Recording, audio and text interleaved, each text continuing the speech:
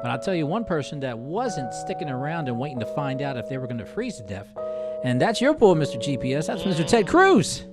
We got to talk about this boy. Senator Ted Cruz didn't really had himself too concerned what was happening with everybody in the state.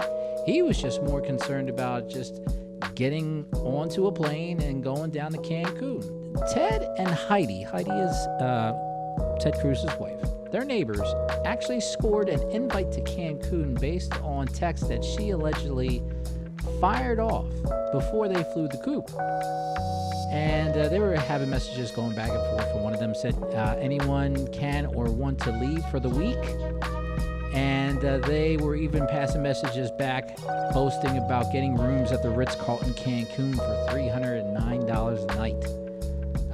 She explained that she couldn't stand it anymore because the house was absolutely freezing, and the only alternative was for all the neighbors to huddle together at one friend's house, who did have some kind of heat. Mr. Cruz was caught at the airport with the wife and the kids, and everybody just went apeshit. Totally apeshit. And then his response was, it was obviously a mistake, and in hindsight, I wouldn't have done it. I was trying to be a dad. So he returned a day later after flying to Mexico with the family and then coming back. Cortez. I'm glad you let me open up. This is the same asshole that put his fists up in the air when they were raiding the Capitol building. Ooh. Remember that? Mm-hmm. It was funny. I was reading out my Facebook feeds, and one of my buddies put this poem up, and he was considering Texas. The metaphor was he was like Ted Cruz treats Texas like a side woman. Oh, a side hoe, a side piece. Yeah, Okay. And what he did, he picked up and left and went to his second family, man. That's what he did. Well, you know, Ted Cruz, he got hoes in different area codes, right?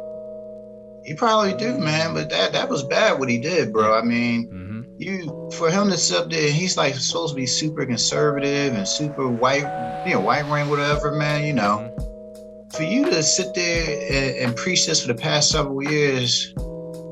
Republican this, Republican that, and you picked up and left your constituents high and dry to go over to Mexico because your kids were complaining, oh, it's cold in the house, Daddy. It's cold in the house.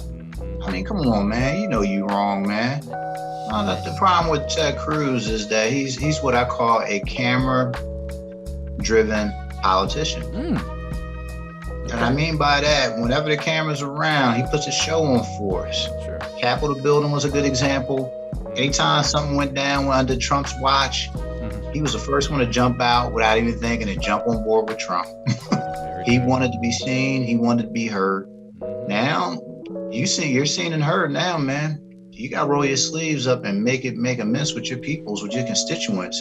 And the thing about it, some of you going to go and vote for him and vote him right back in the office again in a couple of years and forget that he did this and make up excuses. Well, he was trying to take care of his family. Yeah, while the rest of you was sitting up there starving and breaking up your furniture for heat. I mean, come on. I mean, if you go out and vote for him again, shame on you. Shame on you folks, because this is what you're asking for. This is what he represents Texas. So from the vibe that I got from that was when it gets tough, we run. That's the vibe I got from from that situation. So when matters get rough, we pick up and run. We don't deal with our issues. That's what the vibe that I got from that whole situation right now. Okay. Well, GPS, I kind of co-sign with Cortez on that. You think it's time for Ted to go? Absolutely. I could see if he sent his family. I could see if he went to the airport, put them on the plane, and got them out. And he said, all right, I'm going to authorize everything I possibly can. If I got to authorize chopping down telephone poles so that y'all can have firewood in the middle of the street, I'm going to declare it law that you can do that so that y'all can keep warm out here.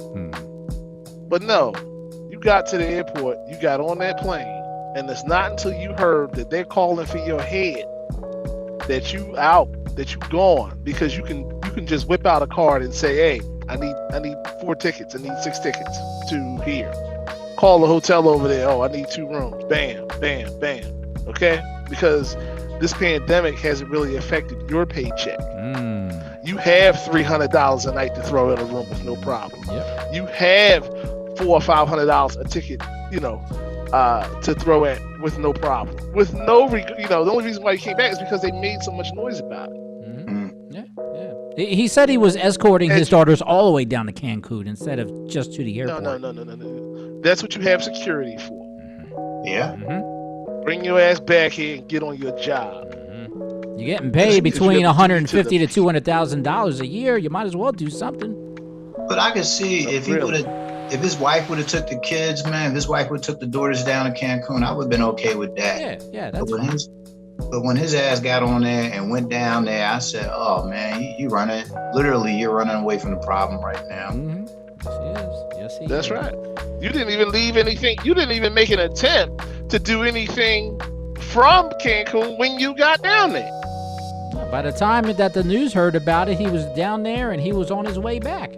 So, there was no in-between time. Literally, I would believe when he was caught by the airport, that's when the whole thing started. By the time he touched down, that's when the bullshit really started, and he had to turn his way back.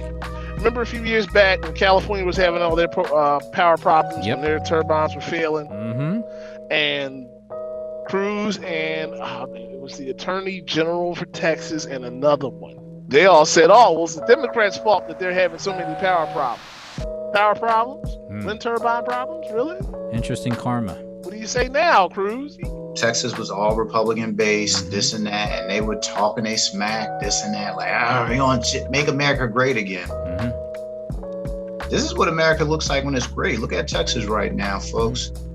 You had 4 years to get your infrastructure together. 4 years that you had Trump coming down there.